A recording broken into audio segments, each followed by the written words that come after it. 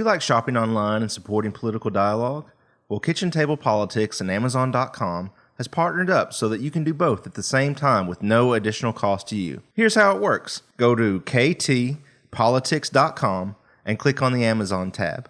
Then shop on Amazon just like you intended. Amazon will give the show a small portion of the proceeds. It's that simple. Again, it doesn't cost you anything extra, so you are supporting the show just by shopping as you normally would. Now please enjoy the rest of the show.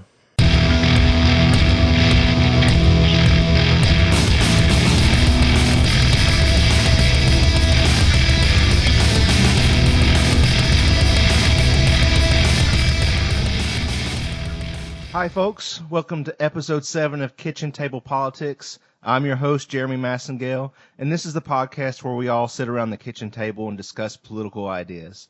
Joining us today is Glenn Harmon. He is the co-host of the podcast called It's Always Political. Glenn, welcome to the show.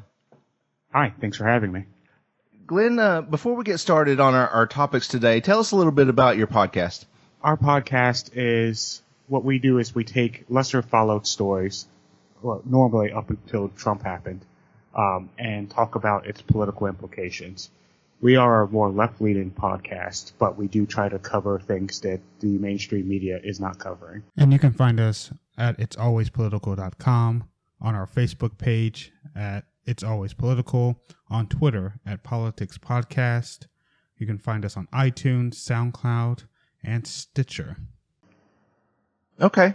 I'm a little excited because this is the first time that I've had somebody that's a little left-leaning on the show, and that's kind of what this podcast is about, is talking about a full spectrum of ideas from right to left, and this gives me a chance to talk to someone who has a little different opinion than me, and I think that's good for dialogue, and it's good for growing as a country.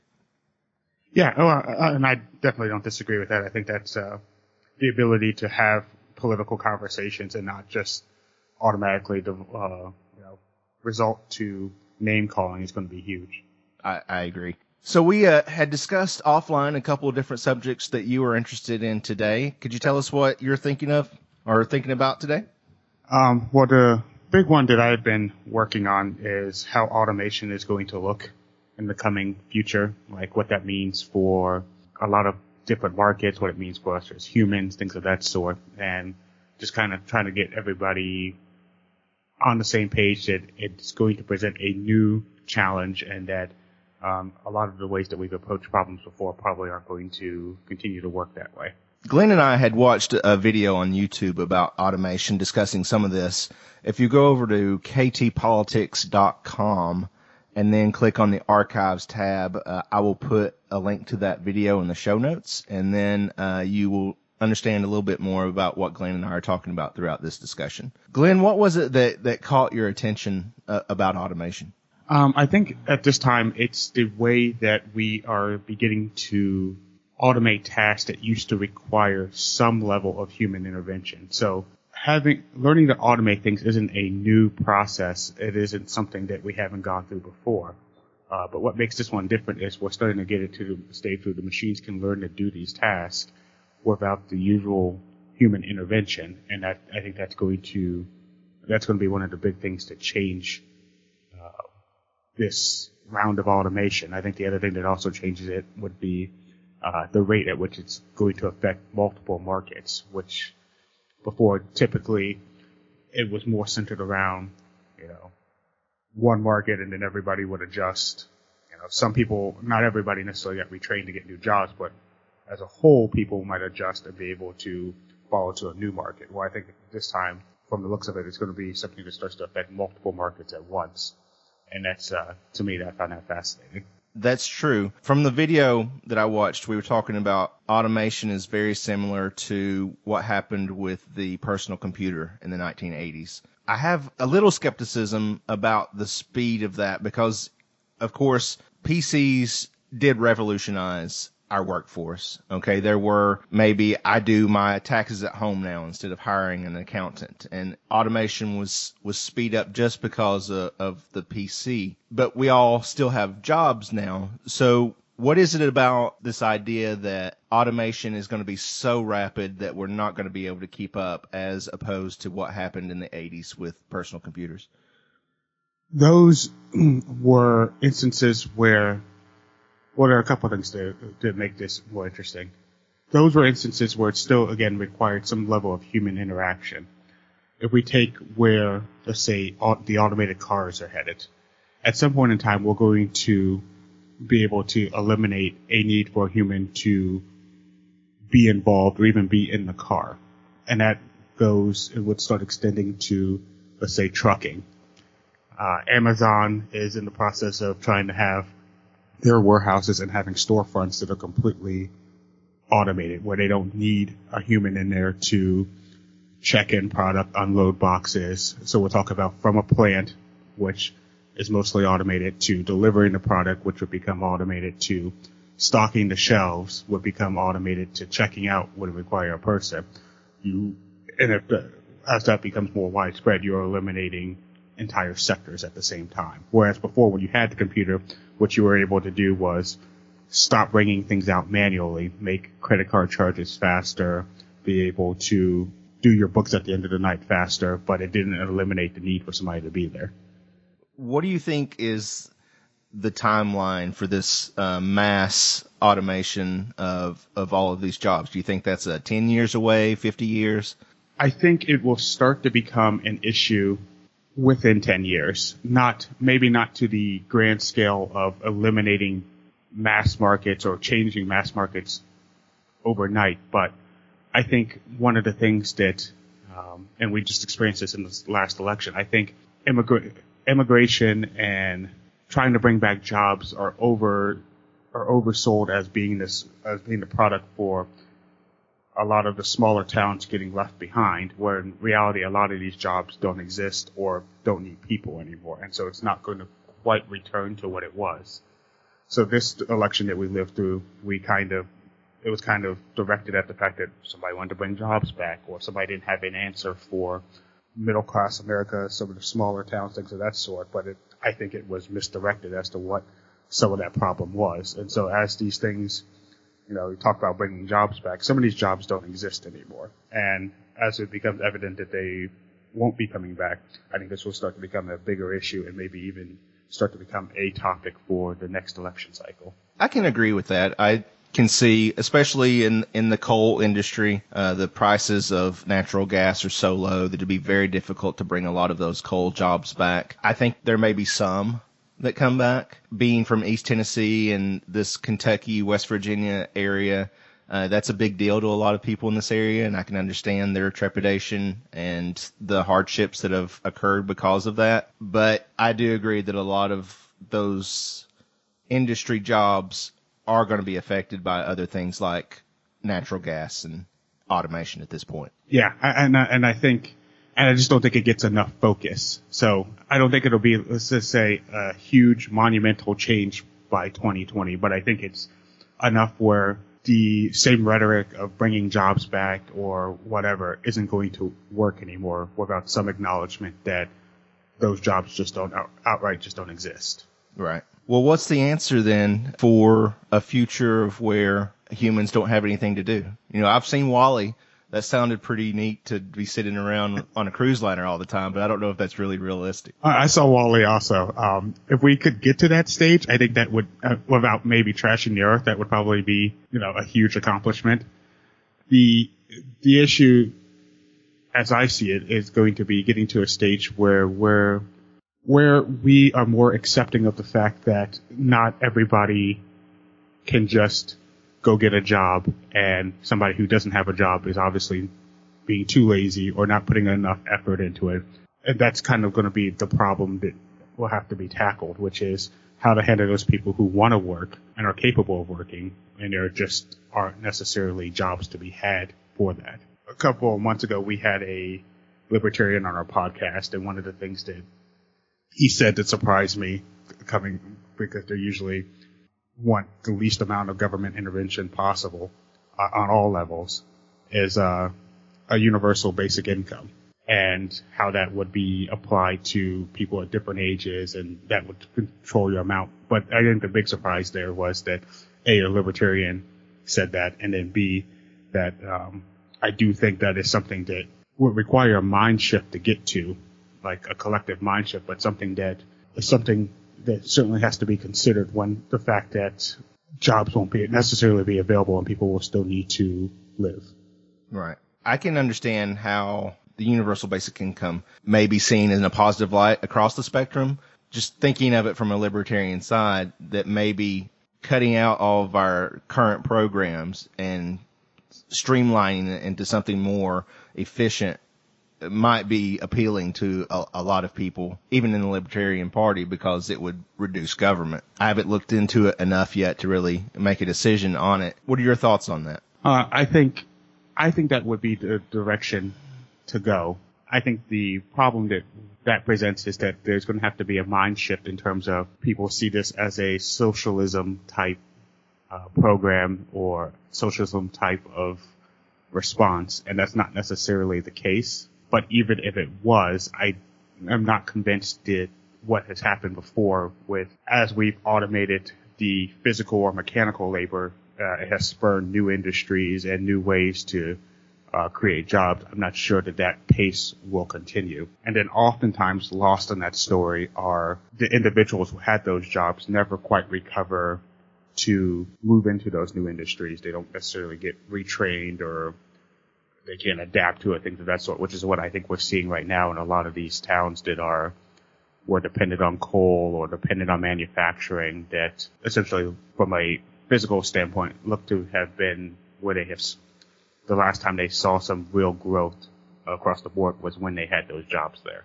Of course. So I think we're seeing that now, and I think that's going to become more en masse. Right. I think there's an additional point to those small towns that a lot of people just don't realize when they're talking about, well, why doesn't just another plant move into those areas? One aspect of that, and it's something I've dealt with in my life, is transportation. If a small town puts in a manufacturing factory or some sort of new industry comes into that area, since it's a small market, they may not be able to get the trucks to come into that area to haul the stuff out again. Even right outside of Chattanooga here, we had a terrible time at my facility getting enough trucks to ship out what we needed. So there's it's a very complicated process. So you can't just put in a factory in a place and it be successful. There's a lot of other things that are involved in that. I completely agree. And I think a lot of times those factors get understated when it gets covered in a blanket statement of, we'll just move a new factory in, or we'll just start a new industry or whatever like that. I think there's a lot of those factors that don't get accounted for, and some of those have become parroting points when talking about what a future with more automation looks like. I was going to say, you saw the video and went through it. I guess I would be curious to know from the conservative side more of, or if you've had experience talking about it, what the response to that would be. If you think it is an actual problem, and if it is, what the outcome would be. I do think it's something to talk about. I'm not sure that it's a problem yet. There are a couple of things in that video that he said that caught my attention. The first one was he compared human beings to the horse and buggy industry in the early 1900s. So the car replaced the horse and buggy, so horses no longer had jobs to do. Tractors replaced them in the fields, cars replaced them on the streets. The only problem, or the first thing that comes to mind when I see that, is humans aren't horses. Humans are innovative. And at every turn, every time there's been a large innovation in technology, humans have adapted.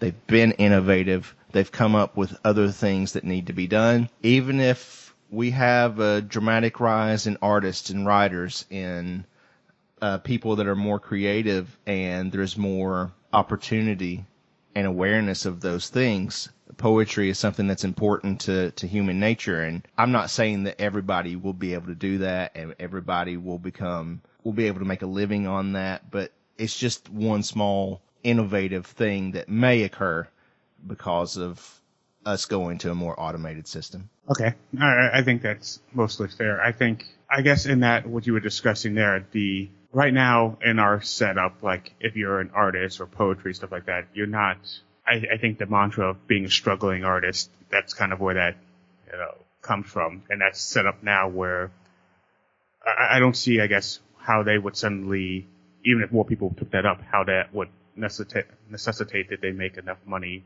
or have enough supplies to survive. I agree. But like I said, that's just a small part of it. I just have a lot of faith in human innovation, I guess. I think we may start exploring space more. I think that might be something that motivates us to become explorers again, to reach those frontiers. I think a lot of innovation comes from getting out and exploring. I think that will really push us to get out there and be explorers, and that will lead to who knows what. Yeah, I won't necessarily discount that. And I do think there are certainly things that there are things that are going to change that we haven't even thought of from an innovation standpoint. I just think that en masse, typically speaking, the people that have been left behind by an industry never make it into a new industry, and that's going to be a problem en masse. Like during the Great Depression, as an example, the unemployment rate was only in quotes, around 25% of the population. So it wasn't, we often look back at it and say, nobody could find work, nobody could find jobs, but that's not necessarily the case. 3/4 of the people still had jobs and still were making a living, and the U.S. struggled, and along with its citizens, mightily during that time. During the recession of 2008, I forget what unemployment got up to, but it was maybe somewhere around 11%. Yeah, I think you're right. So to get to a stretch where you got back to 25% of people being unemployed, I don't think it's a huge stretch of an imagination to get there. And then how do you handle that, I guess is the question. Because innovation and stuff like that, sure, that will certainly help newer generations who come into this world or who come into the workforce who never had to do those previous jobs, but we still don't have a method for taking the people who are doing those now and making sure that they have a way to survive. I think that's a fair statement. I can understand where you're coming from there.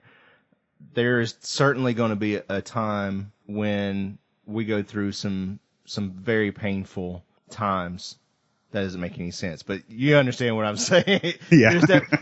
There's definitely going to be some growing pains there, and people are going to be affected by it deeply. I do believe that. I would love to come up with ways to mitigate that as much as possible. We can see some of this stuff starting to happen already. We have self-checkouts at grocery stores now to where one person is doing what 4 or 5 used to do. With the talk of increase in minimum wage across the country, restaurants are now putting in kiosks to free up some money there. So we're definitely already seeing some of this. I do agree with you. I think we do need to talk about it and come up with ways we are going to have to change our thinking, and I'm completely in agreement with you there. I don't know that the doom message that video was putting out is where we're at, though.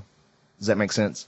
Yeah, well, I don't know that it's where we're at yet, but I think a reasonable case can be made for that's where we're headed. Right.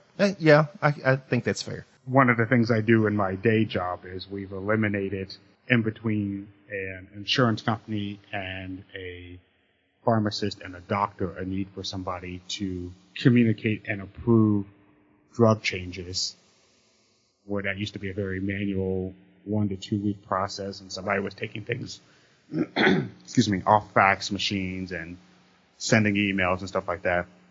We've turned it into an instantaneous process. And so I don't know where we're headed overall, but there are a lot of other startups whose entire goal is to do things like that outside of any of the mass industries. So I do think that's where we're headed, because I think right now the goal is to find ways to make business far more efficient, and more times than not, a machine is far more efficient than its human counterpart. Right. Yeah, that's true. So really the dilemma is, what do we do about it? And that's probably going to be something that we're going to have to start. I agree with you. We need to start working on it now and at least thinking about it. But I'm not sure what the answer is.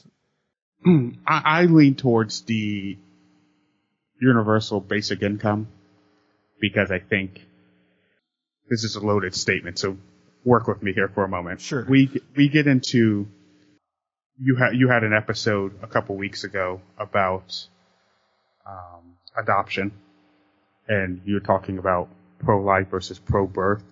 Yes. And I think one of the things that this circles around is taking care of people once they're here. Like, there not necessarily is going to be there's the stigma that if somebody's not working, that they are purposely choosing not to work. And I don't think that's the case. There have been studies around where people, when offered assistance, usually that's the pick-me-up that gets them to the stage where they're trying to no longer need it. The percentage of people who want to take advantage of a system like that is low. How this ties into the universal basic income is that people do, in fact, especially part of our American culture, want to work. And so it may be getting to a stage where they're doing tasks that they're not necessarily automatically seeing a paycheck for, but that they're still taking care of. They're not worried about how they're feeding their families and things of that sort. And I think a lot of times when you start talking, like I said, there's that socialism aspect to it that I think gets people up in arms in a hurry. But I'm not convinced that the same things that have been keeping us at the dance for all these years are the same things that are going to allow us to stay there. So it won't be just go find a different job. You need to learn something new at some point in time. If we don't figure out a way to take care of people to the stage that they can either transition to something new or just take care of them in general, you're going to find that we're going to have a high percentage of unemployed that can't survive. And like I said, tying that into the Great Depression, that was at 25% unemployment. That's not a huge stretch off of where we were in 2008. Like, you could see where if we hadn't necessarily recovered an unemployment number and the unemployment number for what that's worth at the moment, you could see where that could have cascaded into something much bigger. And that was even without the fact that some jobs, while they were eliminated, won't be eliminated at the pace that they will once people figure out how much more efficient these things are going to be. Right. I want to circle back to something you just said in that statement. You were talking about taking care of people when we were talking about adoption, and a lot of people do complain about having food stamp programs and having, the housing programs and things like that. They don't feel like they should be paying for that. I do want to point out one thing about that. I looked at the USDA website yesterday, and it costs about $1.50 per meal to feed someone through our current food stamp program. All right. It's a very, very, very, very small portion of what our budget is in the government to help people. Okay? Yes. My problem with that is not necessarily that we're helping people through the government, because as you listen to some of my other shows, I am very pro-life and I am very pro-helping people. However, we're spending $1.50 per meal through the government program. If you go to the USA or U.S. Food Bank Network, they're making 11 meals for $1. So that's 16 meals through 16 meals through a nonprofit organization versus one meal through the government. Sure. So I do think that the universal basic income may alleviate some of that inefficiency, right? It would be much better to give someone the money and them go to this food bank or donate directly to this food bank, and they would be able to make 11 meals or 16 meals actually out of what we're making one meal through the government. So I think there's a lot to be said about that, and it's really we really do need to be thinking of different ways. We are spending about $110 billion per year on housing and food, but there's still hungry people. So there's got to be better ways. Sure. So what you were just describing there was an efficiency rate for administering benefits. $1 versus $1.50 per person, how much that equates to more meals if you, which I think is a conversation worth having. Mm-hmm.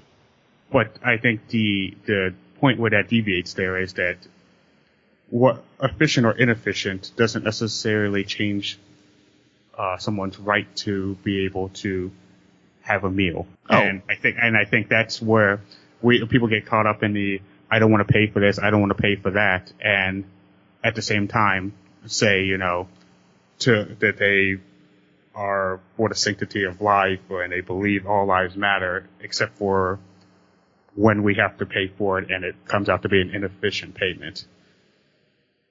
Well, See where I'm going with that? Like it gets if it's inefficient, I think that's one topic to be had a discussion around, right? Mm-hmm. But if it's we don't want to do it because we don't want to pay for it, I don't think my tax dollars are going to the right spot, or it's inefficient for my tax dollars to do that. Mm-hmm. That kind of starts to defeat that argument in a hurry, because it's like, I'm okay with this except for when it's used this way. Right. And then the other counter argument to that is that if we spend a lot of time nitpicking the budget and where things go, which we should probably do have some sort of like checks and balances accounting system, especially for those that claim to be deficit hawks, we should also talk about where the rest of the money goes.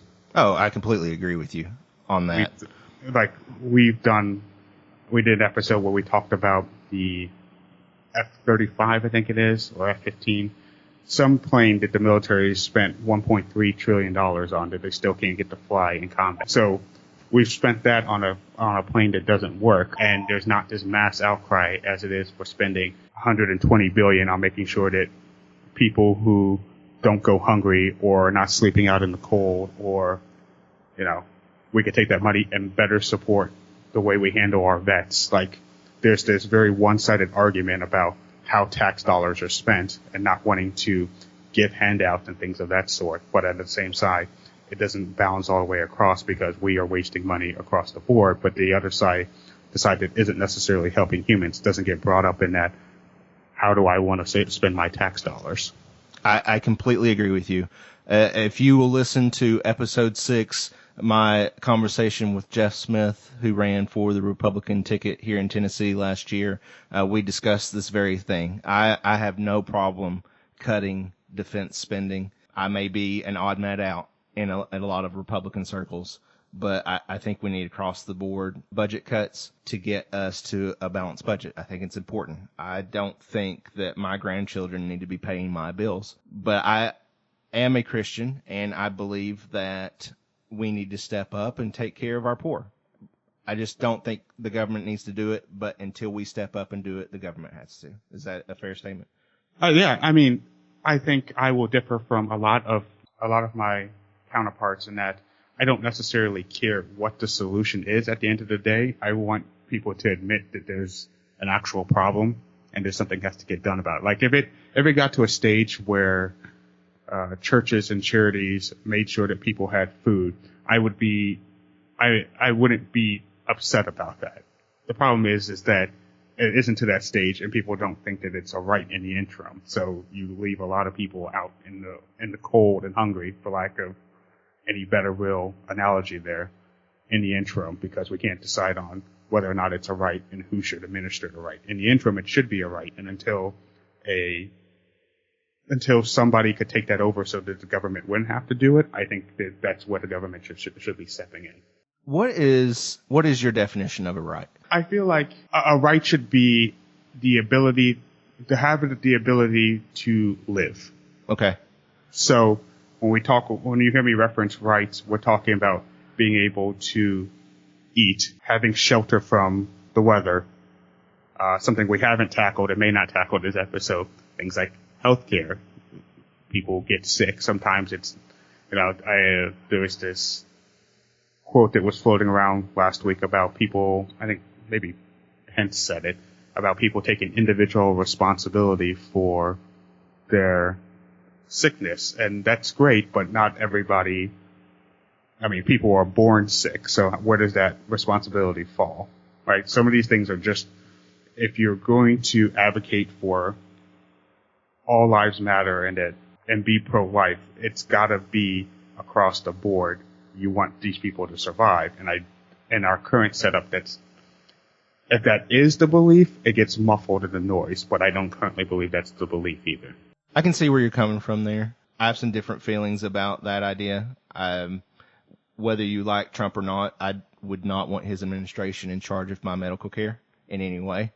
So, and I think that's a conversation worth having, right? I don't disagree with that standpoint, but I think getting everybody to be on the same page as to what a right and what a right to life looks like is the first step, and then what the actual decision is to get there, I think that's a completely separate separate conversation. It's getting everybody to be on the same page that if somebody exists, they should have the right to be able to eat. Not everything that happens in somebody's life is a choice, and they shouldn't, even the choice to be born isn't necessarily your own choice. So making people suffer because we can't agree on what should be a right, I think that's the conversation, right? Who actually administers it, who's in charge of it, that's a completely separate conversation, in my opinion. Getting people to admit that that this is the problem, that's the first step, and I don't think we're there yet. I agree, but I would really love to start that conversation on both sides. I think it's an important one. I completely agree with you. It's a very complicated process. I mean, who gets to decide who gets to live at some point is a terrible thing to consider. I agree. Let's get back to our discussion of automation, and now that we've not solved any other problems. But I at least hope that we've demonstrated that two people with two opposing thoughts can work together and come up with a solution down the road, at the very least. Yeah, I mean, I think I've listened to your show. I haven't caught the most recent episode, or maybe the most recent two. I got through the first 4 because when we started interacting on Twitter, I went and found your show and listened to all of them. And I think I've commented. You and I have gone back and forth on a couple of things that we said on each other's show. So I think we've demonstrated both on the podcast and just in our individual interactions that people can have. It is possible to have discussions with opposite views without, and still, I mean, I think there's some thought pattern that all discussions can't have any yelling or people getting upset.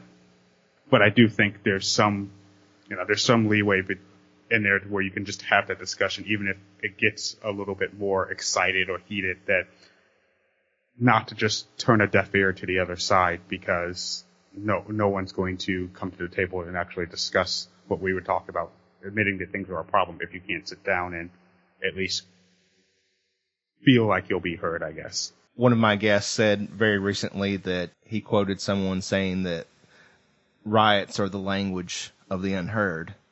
And that's certainly not where we want to be. I don't think that's incorrect, though. Like, I think that's pretty spot on. Yeah, I agree. So we need to make sure that people are being heard, even if we don't like the message, because we're not always right. Sometimes somebody else is right, and we have to work together. I've said this many times. Alexander Hamilton and Thomas Jefferson had very different views, but they were both on George Washington's cabinet, so he could hear both sides and compromise and find ways to make us successful as a country. And yeah, I think we've gotten to the stage where politics is more your team sport, right? So you vote or root for your side, no matter whatever it is they're doing, how crazy it may or may not seem. So as a result, we don't have very many scenarios where people want, let's say, in Trump's cabinet, as an example, we won't find very many Democrats in there. And I'm sure it was the same for the previous administration. Like, you just don't necessarily want the opposing view anymore, which leads to a lack of results from time to time. I agree. Let's swing back around to automation to finish up this discussion. There are definitely some big changes happening in technology across the country. It's something that we need to be aware of and keep an eye on for sure, and start the discussion of how to become better suited for the future. We've talked about the universal basic income. Is there anything else that you think that people need to be aware of and to keep an eye on or to start thinking about? I would say that when you hear the phrase, and I think this is what started our original conversation on Twitter, if you hear the phrase democratic socialism, to not just automatically recoil in horror. I think there are some points there that should probably be discussed, because I think this whole conversation, at least in my head, has been based around the fact that the things that we have used and done in the past are not necessarily things we're going to continue to get to keep doing. So people are very much, we want to have a capitalistic society, which we could go on to a completely different conversation about what that looks like if we're actually there, etc. But which works to a certain point, and that usually requires that there be supply and demand. We're headed to a scenario where there may be more supply than there is demand, which is going to change how these things, how resources are distributed, and getting them distributed even semi-equally. Not saying that you and I or somebody else all deserve the same share, but at the outright where what we talk about for classes, where with the lower class, the disappearing middle class, and the upper class, that disparity grows. So I think when somebody says democratic socialism, getting to the stage where we don't automatically recoil in horror and see the pieces and parts from there that may work to improve our system, as opposed to just automatically shutting it down because it has the word socialism in it. I think that's a topic for a whole nother podcast. But I will say this, it's interesting. I do have a lot of libertarian friends, and their goal is basically the same thing. It's a benevolent society where everybody takes care of each other. So it's interesting to me how the end goal is the same on two very different ends of the spectrum. It's just how you get there is different. Yeah, I think where the benevolence come from is probably where the difference starts to really become evident, right? But right. I think if you talk about goals, I think that's a good way to kind of package that discussion, right? Right. So, I think that really goes for all of us. I don't think that any of us really want people to suffer. I think we all really want the same goal: Republican, Democrat, Libertarian, Green Party, space alien, whatever. That we all want people to be happy and live their own lives and to be taken care of in the end. I think as a generalization, that's probably true. I think once we start getting into like the definition of what it means to live your own life, I think that's where the split starts happening really quickly. Mm-hmm. But as a general hierarchy goal, I probably wouldn't disagree with that. I would love to have you back sometime to talk about your ideas of democratic socialism. I think that's a full podcast in itself. Would you be interested in doing that sometime? Sure. I like anybody who's going to let me rant for 45 minutes. Well, Glenn, it was a pleasure to have you on today. I appreciate your thoughts and ideas on automation and bringing that to light. I do think it's an important subject to talk about. Taking care of people in the end is important to all of us. I agree. And we do need to figure out how to do that in the best way without it coming to blows or violence in the future. So talking is good. Yeah, and I'll just add one more thing to that real quick, and then I promise I'll stop. No problem. Two things. I think if these things can become regular conversations, like full-blown conversations, week in, week out, more than just you and I, right, just across the board, we may be able to lessen some of that transition period to whatever the next step looks like. I think if we don't, there's going to be, when we get to a stage where there has to be a huge shift, it's going to be a lot more painful than it probably has to be. So whatever that solution looks like, just having that conversation all the time will hopefully get us to a stage where we can make decisions to make that transition less painful. And then at any point in time also, I think, and I speak for my co-host Darren also, we'd love to have you on our show too. Well, thank you. I'd love to come on and talk. Thanks for having me. All right, Glenn, thank you very much for being with us today. Have a good day and the rest of your week, man. Thanks. You too. All right. I certainly hope you enjoyed this episode of Kitchen Table Politics. Please give us a follow on Twitter at KTPOLS. That's KT Polls. And check out our website, ktpolitics.com. We'll see you next time.